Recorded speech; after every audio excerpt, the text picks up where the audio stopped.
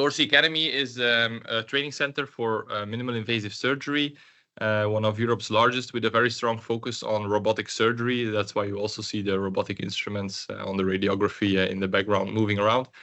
And so my team focuses heavily on using AI as a way to objectify surgical skill. And one of the things that can help us objectify surgical skill is getting in-depth insights into what is happening in an operating room. And augmented reality is such a tool to get these extra insights. And so I'll be talking today how we try to use real-time edge AI, real-time applications to enable augmented reality, which is part of the developments that we are focused on. So what is augmented reality? So Mustafa already talked a little bit about it in his examples of the Holoscan platform. Basically, what we do is we have a patient that comes in with a certain disease. My own background is in surgery itself. We went to surgery after finishing my biomedical engineering degree. So in this case, you have a surgeon, you have a patient with a kidney tumor. What we do is in that CT scan, we color in every different part of the anatomy. We distill a 3D model, which can be done in platforms such as MonaiLabel as well. And then we take that anatomy, we take that 3D model, that digital twin, if you'd like, and we project that on top of the surgical screen, the surgical video. Well, so first step is, of course, creating that 3D model. And for those of you who have been doing 3D modeling, taking all of that anatomy into account is a painstaking process that can take quite some time. And so here you see, for in this case, the kidney tumor, sped up how we use different thresholds, different masking mechanisms to manually make such a 3D model to end up with a whole soft tissue twin with arteries, veins, the kidney, the tumor, the urinary excretion, and so forth. And of course, you see that this is a repetitive job. And if you talk about repetitive jobs, you think about automation and you think about AI.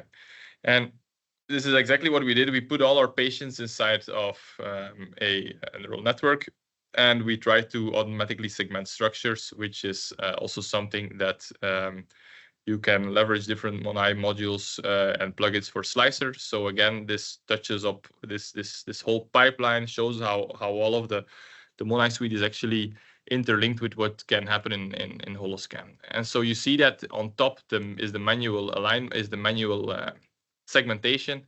In the bottom is the AI prediction. If you get the AI prediction nearly instantly and you can brush that up, you win a lot of time in creating your 3D model, and your development goes from about an hour for a 3D model, reduces up to around 5 minutes. But of course, being a clinician, you're always thinking about how do I clinically implement this and what should be done to be able to clinically implement this. And that's not necessarily bringing your computer into your patient consultation, running 3D Slicer, having all of these plugins. And so how it looks like clinically for us is as following. So we now use a web platform that allows you to select your AI models. You predict what is inside. You do the inference of the model that you previously trained. And then you do manual edits or manual brush-ups. For this, in this case, we need to still do the urinary tract. So you see that we try to manually make some thresholds, and in a WIMPs, in a very short time, you end up with a 3D model that you can then use for surgery and that you can visualize up front. And then so the goal becomes to have this 3D model, which you see here, implemented in that surgical video or in that surgical stream. So how do you provide that 3D information for a surgeon? A surgeon that is actually looking towards the surgical monitor with a 3D view, and he or she only has the surgical view, which is here. Well, what you should do, and the way it is done, is with a module called TileProo. So you're actually able to input extra information into the surgical console. And the way the surgeon then sees it looks like this. You have a video, the surgical video in 3D. You can put, for instance, ultrasound. Again, that's like a huge opportunity to do AI-enhanced detections and so forth. And you can put whatever screen you would like, computer screen, 3D model screen. But then again, there's an overload of inputs. And so what you would want to do is really combine all of that into a general stream that is efficient, that the surgeon can operate upon and reduce the cognitive workloads so you can focus on what matters the most, is doing surgery. And this is what augmented reality is. But augmented reality has a lot of bottlenecks. And so the first bottleneck we noticed is you project that information, but actually there's a big occlusion problem. What you see here is that basically the instrument is behind the 3D model. And what you would need is that instrument to be before the 3D model because you want to operate on that 3D model. So actually you're hiding instruments, you're hiding scissors, you're hiding everything that is important for your surgery. And you want to actually help the surgeon. So you want to put these in front. And so we built first a system that detects these instruments. So this is a very easy segmentation algorithm, instrument segmentation. And we build a pipeline, laptop-based, that looks like this. So you see on top the real image of the console, and in the bottom you see the AI-enhanced workflow, and you see that it has a large delay, about half a second. So the opening and closing of the scissors downstairs is in the lower screen is way lower. And you see that the 3D model of that kidney, which shows the tumor, is actually not perfectly aligned with the contour. And so this is where we were struggling. And then NVIDIA came in and we brought that system onto Holoscan. We needed to get that video in. That's where DeltaCast helped us. And so getting that video efficiently processed allowed us to do the following upgrade. So we came from about half a second. On the dev kit at that time, the IGX, we got up to 12.5 seconds, and we recently ported everything to the IGX Orin. We get around 12 milliseconds of end-to-end latency. And this is taking in the screen from the robot, processing it, everything, the AI processing, and sending it back into the console. And what happens then is that the surgeon can really do surgery on that augmented reality screen, and he doesn't see any perceivable latency. And Mustafa briefly showed already this overlay. I'll quickly highlight it to you. So we have the robotic system, we have the vision card, which contains all the video signals. We take in the video signal and we use a direct GPU. We immediately offload the video stream onto the GPU. We have an interface of a surgeon where the surgeon can manipulate the 3D model. So the alignment is not yet fully automatic. That's something what we're working on. And again, where we're trying to leverage Holoscan. And then we send that signal, that overlay, that augmented reality stream back into the vision card where the surgeon can view it as a TileProo. So that's what you see here. And you saw this video already, but I want to highlight a bit more what you see. You see now that the instruments are actually on top of the 3D model. And in this case, it's a vascular surgery. So Mustafa, I think you should do a small update on your slide deck there. But of course, it's not in your prime knowledge doing lung surgery. But this is actually a vascular surgery. And you see there's a stent here migrated inside of the vena cava, which is the biggest hollow vessel in the body. And we want to remove that stent. And you see here with the augmented reality exactly where that stent is. And the detection is on, so the instruments are being detected. And you see that while we do the ultrasound, which is visualized here, you basically see that when the detection is off, which is seen here, this was the previous state of the art, and you actually have no clue where you're doing surgery. So that's kind of disturbing, right? So we did that for several surgeries. So here you see a case of a liver surgery. You see again, we do an ultrasound. The lesion should be here according to the augmented reality, and you see in your ultrasound that the lesion is exactly there. And you see that this works in real time. There is no delay. Well, there is a 12 millisecond delay, but that's non-perceivable, and that's acceptable for surgeons to do surgery on these types of imaging. And that's the subjective feedback that we got, is that surgeons are also able to really do that surgery on that type of imaging. So plenty of challenges ahead still. We saw that these models are actually rigid, and in essence, the human body is deformable. We need to track the anatomy to continuously align the 3D model with the patient anatomy. We need to know when to do augmented reality because it's not suited in every step of the surgery.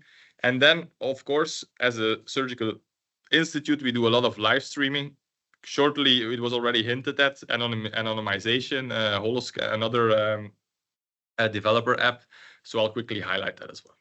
And Peter, I wanted to stop you for just a second. We have a few questions in chat already, and I Okay, wanted to make sure that we got to it before you got too deep into the sure. next area. So Cool. one was, can they do this from X-ray, or do they need CT to generate the 3D model? I think you showed about 5-10 minutes ago or so. Yeah, if it can be done from X-ray, yeah, you can read out the X-ray as well. And what you see happening in industries is actually that you do not read out the X-ray, but you read out what comes out of the receptor plate, right?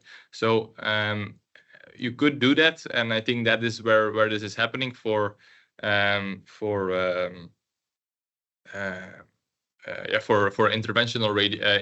radiology or endovascular procedures. There you do nothing but X-rays, and we have two CAT labs, two interventional radiology labs at Orsi, where we train a lot of people in coronary stenting, but also brain procedures, so interventional brain procedures such as the aneurysms and so forth. You can actually do all of that analysis as well, and it can also run real time. Yeah, for sure. I'm now focused on really that augmented reality part, but 200%. Yeah. One other question was, which Modi model or network do you use for the 3D segmentation for the CT? Yeah. So there's a lot of different models. As our first trial, we did it quick and dirty, if you would like, with the golden standard at that point some years ago, which was a 3D unit. We didn't go into any of the transformer architectures or that could boost performance a little bit more. We went very pragmatic and we tried to decrease the inference time as much as we could, because in the end it's all about the hospital is a very hectic place, right? You want to, as quickly as possible, run an inference, and a physician never has time. He or she only has time for his or her patients, but not really for technology. So we didn't want to go too high in all of the computational demands, and took a very pragmatic approach. Perfect. And so some of these you may also answer later. So if you're going to answer as well later in the presentation, definitely feel free to skip some of these as well. But the next one was, what role do digital twins play in surgical technology? And so that might be kind of a broader question from what you're kind of answering here. But did you want to say anything about that now? Well, I think it's super crucial. I think I strongly believe in digital twins, and there's a lot of definitions of digital twins, right? There's digital twins in using everything that is biomarkers, radiology, lifestyle trackers, all of that.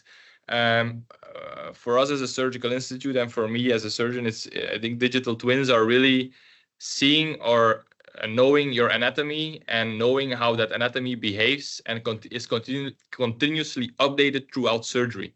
I think that's crucial. I think it's crucial to know where you're at, and if things change, how does that impact your surgery? If you clamp a vessel, which part of the body is impacted? Which part doesn't get oxygen-rich blood? If you cut a certain part of the bowel, what is the best way to continue the flow of the intestinal fluids? Getting that information is actually a combination of intelligent anatomy and to some extent also physiology. And I think this is what we should be doing, or what we should be looking at surgery, and this is what we also try to build at Orsi Academy. Great, yeah. And then we had two more. So one was, how is this different from 3D reconstruction from CT? And how long would it take the model to project the 3D image on the patient during surgery? I think you answered that from the hardware slide, which is the latest one is around 12 milliseconds. But how is this different from 3D reconstruction? So in this case, it's actually an image-on-image projection, right? So what we do now is an image-on-image overlay, where you overlay, and I'll talk about that a bit later. So for the person asking the question, I suppose you refine the question a bit more after I do all of the next explanations. So then you can see like where you're still lacking in or you still want to have some more info. I think that's probably the most sensible thing to do. And then one last one, which I think you maybe answered a little bit with the digital twin answer, but it's quite interesting to see the augmented reality like this. How is this aligned with real patients' anatomy? Can you explain more? Yeah, that's something that I'll go into now. That's something that is really, there's a lot of people researching this. We take a very pragmatic approach on trying to solve this, taking into account our bigger vision of surgical skill assessment. So that's really a true challenge. for us, and I'll talk about it now. So I'll dive in like this. Sure. Okay, yeah, cool. That's great. Yeah, thank you. So our AI pipeline, or how we envision to build it, actually has 3 steps, and a 4th one is more about patient privacy or patient GDPR.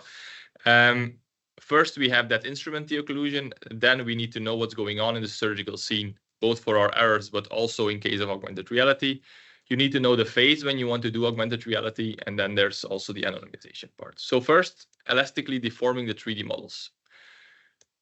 Basically, in this case, going back to the kidney example, if you scan a patient, the patient lies on his or her back, and then during the surgery, the patient is positioned like this. So suddenly that kidney completely shifts, and that intraoperative anatomy completely changes. And this is why it's so difficult. We talked earlier about levels of autonomy of surgery.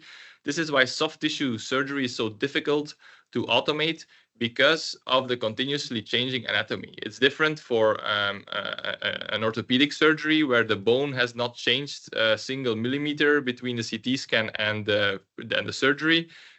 For soft tissue, this is a lot more difficult. On top of that, we inflate the abdomen. So by inflating the abdomen, actually the complete anatomy again changes, because suddenly your abdomen, your belly becomes 2 to 3 times as large. So what we did there and how we're looking at it is, so this is a case of a long segmentectomy. So and here we collaborated with a company, Medical VR, that actually made a 3D model that allows to adapt. So basically, it's also a manual adaptation, and you see the lung tumor here in the bottom. But if you do lung surgery, you deflate the lung, because when you want to enter into the thorax, into the upper cavity, you cannot touch the lungs if they're not deflated. So the lung that you want to do surgery on, you don't put oxygen inside, it completely falls flat. But that means that the problem of registering your anatomy from the CT scan in which the lung is inflated to the deflated lung is completely different. And so what we did is we used that deformable model, and we added our instrument delineation to it. For those who, I think this partly answers the deformable question. Those who are interested in it, we wrote a paper about it, so feel free to read out. It's not automatic yet. There are companies in that space, and I'm happy to follow up on that are tackling some of the flexible or the deformable models already. So that's a super interesting space to watch. What I do think is that the whole idea of gaming engines is what we will see. Here you see some of our simulations of a very basic kidney bean-shaped one. You see that gaming engines and flexible deformation, and again, this also relates to the whole digital twin story of getting a copy of your patient. This is what we will see in surgery in the upcoming years. So going to the second point, we have that difficulty of tracking the anatomy, right? We want to know where the anatomy is. We want to see where we're at. And this is where stereo reconstruction comes into place. This was the other question.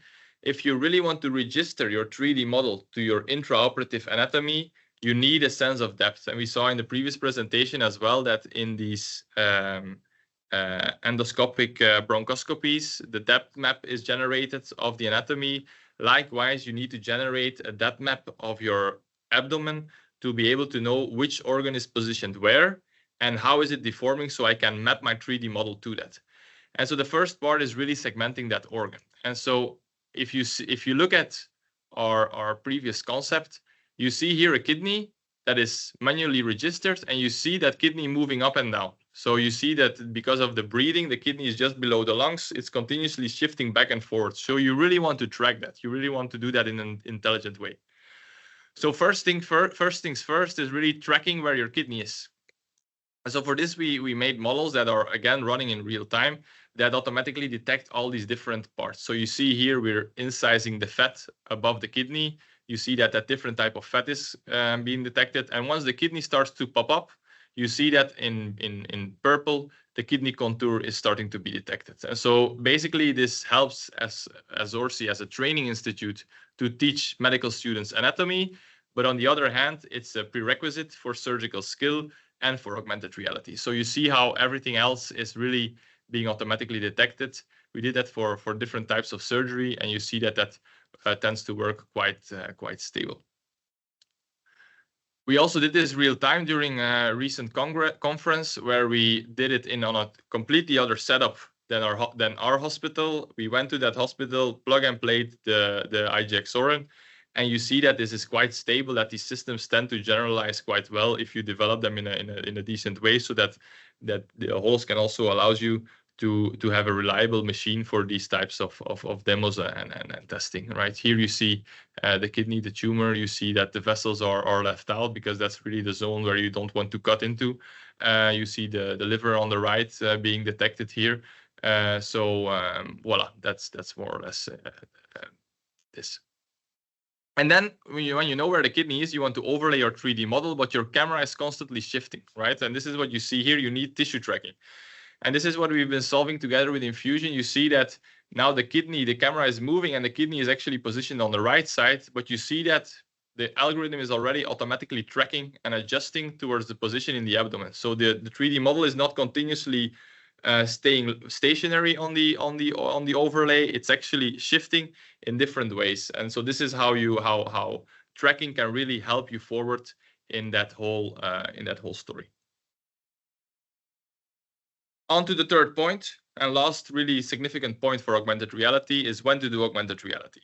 The worst thing you can do to a surgeon is disturb him or her during the surgery when you do not want to. And there's different reasons why you would want to know what phase the surgeon is, what phase the surgery is in, be it for logistics, be it for asking questions, being it for preparing, being it for anesthesiology, but also for augmented reality. If it's time for augmented reality, you would basically want to have the system pop up by itself. And so, again, a lot of research has been done on very simple procedures. Here you see the procedure of a gallbladder, which has 7 phases, and it's fairly linear. Takes about 45 minutes. A real bigger robotic procedure can easily take up to several hours. In partial nephrectomy can easily take up to 2.5 hours. And you see that the steps and the complexity explodes all over the place. One of my team members, Marco Menzina, did a fabulous job of mapping all of that and is trying to figure out what it means and how we can automate that. And here you see some of his first results. So again, during a live surgery, this is the point in the surgery where we just freed the hilum, so which is the vessels of the kidney. So it says hilar control. And now again, we incise that fatty tissue above the kidney. And what you see happening now is that the system automatically detects that actually we're starting to mobilize the kidney. Likewise, here we identified the tumor, which is the bloody rim that you see here, and we're starting to incise the tumor. And you see that again, the system detects that we're moving from an identification to a tumor excision. And the fact that this works real time for such complex procedure is nice because then you can also, in that multi-AI pipeline, initiate at that point your augmented reality and map that anatomy to the view plane. So lastly, privacy. Everybody wants to, or at least surgeons like to watch live surgeries. And what happens if you take your camera out of the body and David Beckham is on the operating table and the whole world knows how the abdomen of David Beckham looks like. If it says Victoria in big, everybody knows that David Beckham had a kidney surgery, right? So likewise, for the operating staff, it's nice if you're not disclosed on the internet. And so what we did there is, again, using Holoscan, we have this anonymization algorithm. In this case, it's me at the bedside, so there's no breach of information because I give my full consent. But still, you see how anonymizing all of that helps you forward in providing better care, safer care. And I also invite the people that are interested to check out the algorithm. It's on it's available online if you look at the paper, but if you look into the HoloHub, you'll also find it as one of the sample applications. And so what this means is that we had these 4 models running in real time together at 30 frames per second. So we had 0 impact on latency. We still had, I think, about 35% of GPU bandwidth left for other applications. So all of that is I think, a showcase of how real-time AI and augmented reality can be pushed forward thanks to such edge devices. Technically, the chart got a bit bigger because of than the previous demo of only the instruments. And suddenly what you do is, so you still take in the video stream, you crop and resize the video, you pre-process it with some CUDA pre-processing. You have these different models, the multi-eye inference. And what you do is you have your PyTorch trained algorithm, you export it as an Onyx file, and then you compile it towards TensorRT, and you see that is a huge gain in inference time, and then you deploy it on Holoscan. Then you do some post-processing and you make sure that everything gets visualized well and that is being resized well, because as you know, all of these AI algorithms use